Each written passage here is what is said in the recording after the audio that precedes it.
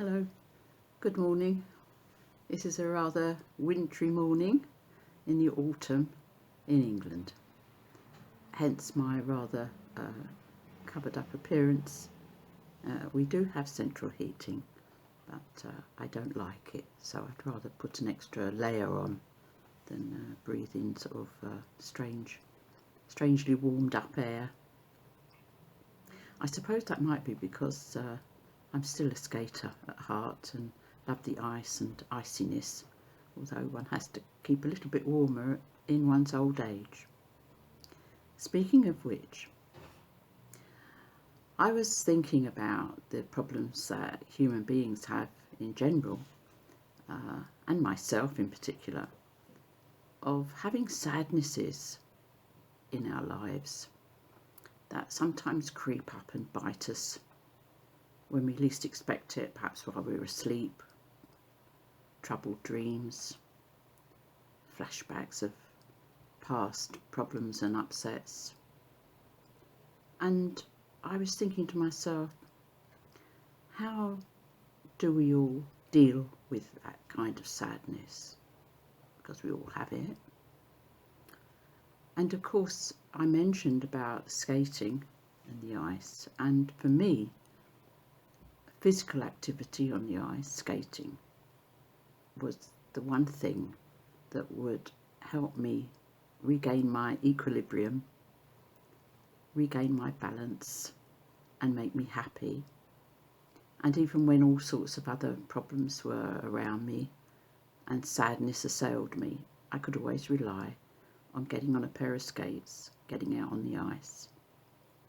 And as soon as that happened, everything else was just on the periphery and was of no consequence to me. And so it lifted my spirits, and agreed that when I finished skating for however long and whatever distance I'd covered, the problems and sadnesses or upsets were still there. But somehow that interlude of real upliftment caused by that physical activity had really helped me transcend that, and I could face whatever it was just that little bit better. And of course, in old age, that hasn't been an option for me, as it may well not be for many. It doesn't matter how much we've run and jumped and swum and skated in our youth, or indeed in other years, there comes a time when you cannot do that.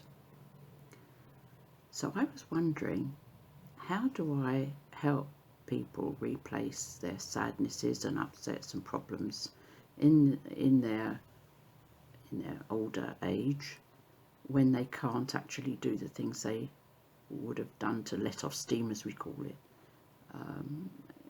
in more fitter and able years. And I thought about the process that in sport we used to call visualization. That was quite a new thing in the early 80s. But what I would call meditation. And I thought, perhaps rather than sink under a weight of upset, that people could have a 5-minute blast of physical activity. How would we do that? We would do it by meditation, by a guided visualization of a physical activity that would take us out of ourselves, out of that quagmire of upset and sadness and feeling a bit negative about everything, and particularly if we have lots of aches and pains as well. I can vouch for that one. So, given the fact that my little video chats can occasionally cut out because my phone isn't of the essence, I would take you on a special meditation, take you with me to have a skate